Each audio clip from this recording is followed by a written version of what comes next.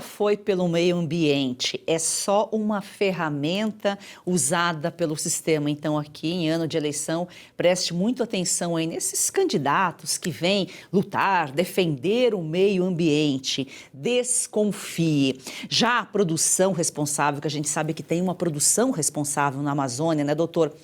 Raramente é noticiada, porque os veículos tradicionais não têm interesse de divulgar o que é bom, só quando é ruim.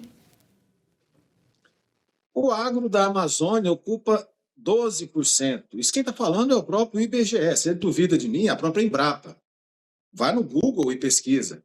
Então, nós ocupamos 12% do território da Amazônia toda.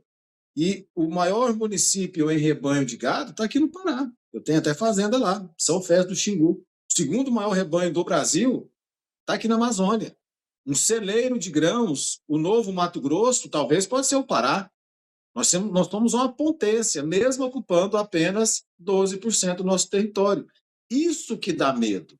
E aí vem o governador, em ano político, em plena campanha para senador, falar que é inadmissível o governo colocar as mãos na propriedade do produtor rural. Pera lá, paciência. Não vamos brincar com a nossa inteligência. O que o governo tem feito nos últimos anos? Não é justamente isso? O que foi feito na Pitereua, na Cachoeira Seca, na terra indígena Itunitatá, na pretensão indígena, lá na Flona Jamanchim, não é justamente o governo se apropriando do lar do produtor rural da Amazônia?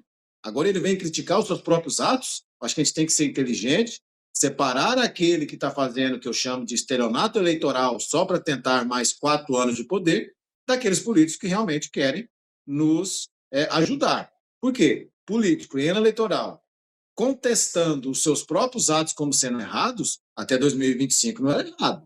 O rastreamento bovino no estado do Pará, até 2025, era a 8ª maravilha do mundo. Agora, em ano eleitoral, vai virar uma praga, vai virar algo indesejado? Não, espera lá. Eu acho que a gente tem que parar e entender o seguinte, repito, 12% da região amazônica, o agro ocupa. 83,7% da região amazônica, a árvore ocupa. E os brasileiros que moram aqui são os piores índices de desenvolvimento, é passando fome. A conta não fecha, parceiro. Exatamente por isso que tem que ficar atento, né? Inclusive essa população pobre, porque esses políticos enriquecem cada vez mais, enquanto a população fica cada vez mais miserável, para ficar dependente do Bolsa Família, para ficar dependente do governo, para vender o seu voto por um botijão de gás, por uma cesta básica. E o produtor rural que está ali na Amazônia trabalhando, um agro sustentável, ele é tratado como vilão e sofre fiscalizações ilegais, né, doutor? Porque quem faz o certo incomoda. O exemplo disso tudo é o seguinte, quando a gente assiste a COP, ali nós temos bilhões injetados por Alemanha, Noruega, França. Esses bilhões vai para fiscalização, para punição, para perseguição.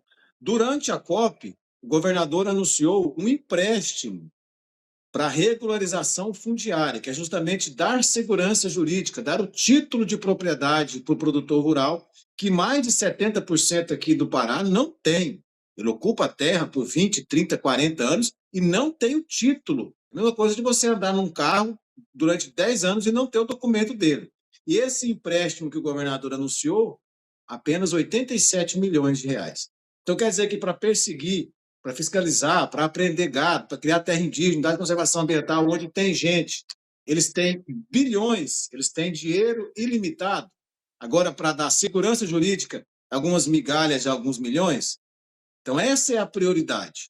Você, produtor rural, tem que se perguntar por que eu mesmo na minha área por décadas, o Estado nunca me deu o meu direito de propriedade, o meu título.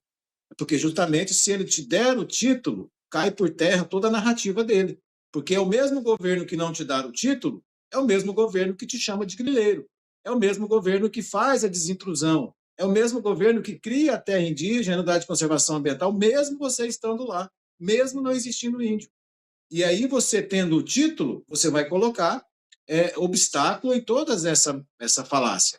Então, eles nos mantêm numa ilegalidade documental, porque é justamente o canal que eles precisam para me chamar de grileiro, de invasor, de destruidor. Se eu tiver o título, eu vou tirar a autorização de desmatamento.